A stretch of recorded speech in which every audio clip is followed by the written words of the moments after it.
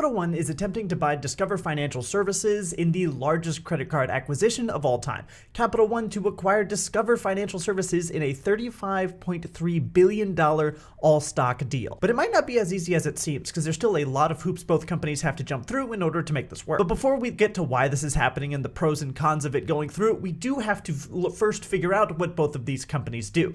Capital One is basically what you think of when you think of any old bank. They do checkings and savings, they do auto loans, business loans, commercial loans, and then they've got a bunch of other stuff. And also, yes, they do issue credit cards. But they very notably don't have what's called a payment network, which is what you have when you think of like Visa or MasterCard or Discover, where someone is able to use their credit card to purchase something at like a Walmart, and the money is transferred from the buyer to the seller, which is in this case from the consumer, whoever bought it, to Walmart itself. The person that's the in-between and transfers those funds is a payment processor, and at the moment, Capital One does not have the technology to do that. But Discover does have the technology to do that. In fact, they've got the third largest payment processing network in the United States, possibly in the world. And they also, as you can see, offer credit cards, online banking, personal loans, student loans, home loans, and so on and so forth. There are a lot of overlapping things between the two, but very specifically what Capital One wants is access to Discover's customers and also Discover's payment network. Separately, they don't have a huge market share, but together they might force some competition from Visa and MasterCard, who are the two huge players that run something like 80% of the credit card market share together. And this acquisition is actually part of a string of acquisitions from Capital One as it bids for higher value customers, richer people who are willing to spend more money on their credit cards. And their first acquisition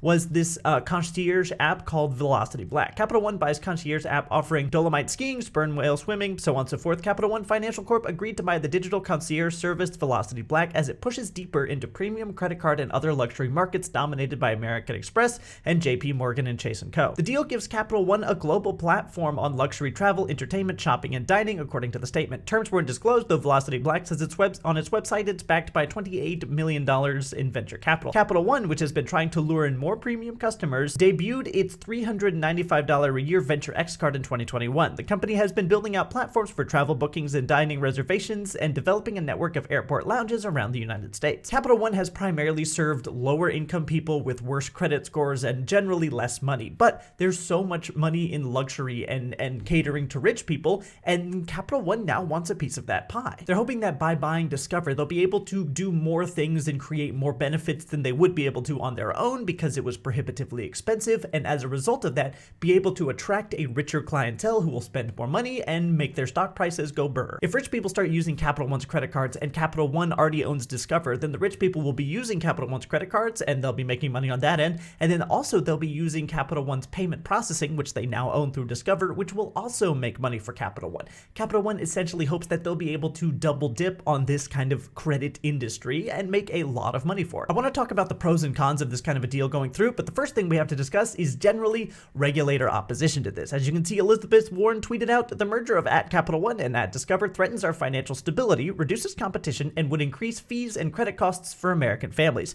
This Wall Street deal is dangerous and will harm working people. Regulators must block it immediately." And I have to say that I don't actually agree with that. If we look at this tweet right here, it says, yes, because the 12th Capital One and 31st Discover largest banks merging would be a huge threat to the top 4 banks that control 80% of the market. And if I were to look at and fact check these numbers, because never take anyone at their word, always fact check everything, he actually does appear to be right. Here, this is a list of the largest banks in the United States on Wikipedia by total assets held. And Capital One, as you can see, there it is, right at number 12. And Discover, he was a little bit off of this, but it could have changed recently, is down here at number 33, Discover Financial Services. If you were to add up how much they would have in assets between the two of them, they would only move from here, where they are 12, up to maybe right under or right above PNC Financial Services. They stand to gain maybe 4 to 5 places and aren't even coming close to touching the massive amount of assets that these top 6 players here have by total assets. I don't think that's going to crush competition. I think what that's going to do is set Capital One up for the long play of eventually being able to take on people like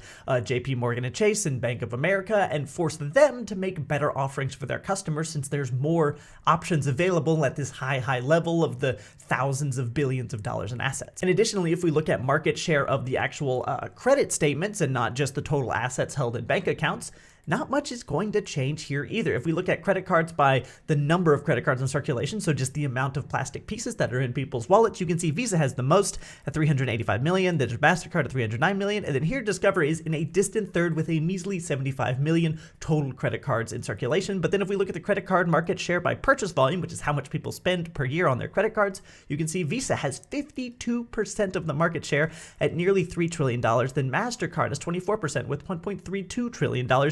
American Express has $1.08 trillion. And then Discover is here in a distant fourth with only 4% of the purchase volume at a measly $211 billion. But we can go even farther and say credit card issuer by outstanding balance, which is how much money has been paid by someone who uses a credit card, but they haven't gotten their monthly statement yet or been able to pay it off. And that's just how much there is left to be paid by customers to credit card issuers. You can see that Visa has $502 billion that hasn't been paid out. MasterCard has $336 billion. Then there's American Express with $103 billion.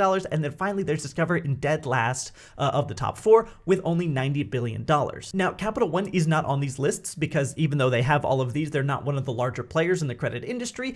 But you can imagine that even if they were added in here, maybe they're going up from fourth place to third place on some of these lists, but they're not going to be competing with Visa or MasterCard anytime really soon. But that's kind of the point. They are planning for this to be a long-term play. Some of the benefits they're hoping to be able to give to their customers by offering more stuff due to having more money in a larger network is outlined here. How would consumers benefit from the merger? Better services, luxury airport lounges, and other lucrative perks, says Brown, who's the spokesperson for Discover. Discover has scored the top 2 J.D. Power's credit card satisfaction survey since the survey began in 2007, and Capital One will want to stay there, says Brown. So basically, people really like Discover, but it's too small to offer the huge amount of dining reservation perks, luxury airport lounges, maybe like free vacations, airline miles, and stuff like that Visa and MasterCard offer. But if Capital One and Discover get together and combine all of their assets, they'll be one of the larger players and probably will be able to offer these kinds of consumer benefits that we're seeing from the other large players. I believe this will actually increase competition as Visa and MasterCard have another larger player slowly making their way up the ranks and have to offer even better things in order to stop Capital One from cutting into their market share. They want high spenders that want luxury benefits to switch over to Capital One and be using their services because they will spend a lot of money,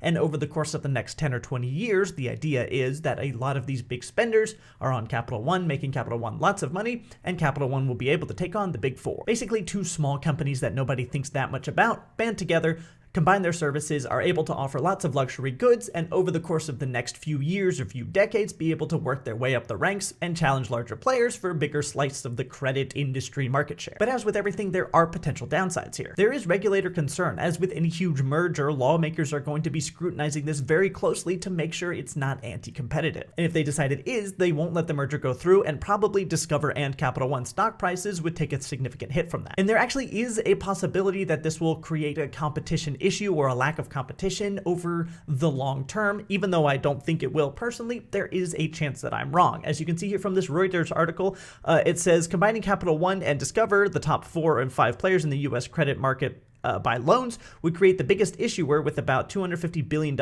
in credit card balances and a market share of 22%, according to TD Cowen analysts. Now, I know I just showed you these charts, which show Discover as being the third or fourth ranked, and that's because there's a difference between purchase volume, outstanding balance, and then issuer of loans. There are 3 separate categories within the credit industry, and basically the merger would allow one segment of the credit industry to have a larger player than it ever has. And there's a concern that if they become the largest player in that specific segment of the industry, then they would be able to go from there to being the largest player in every segment of the credit issuing industry, and then you get the idea that creates anti-competition because there's just one big person that controls and buyouts all the other smaller corporations. Now, the deal isn't projected to be finalized until late 2024 or early to mid 2025, so there's going to be a long time before we know for sure if this is going to go through, but if it does, I promise to let you know.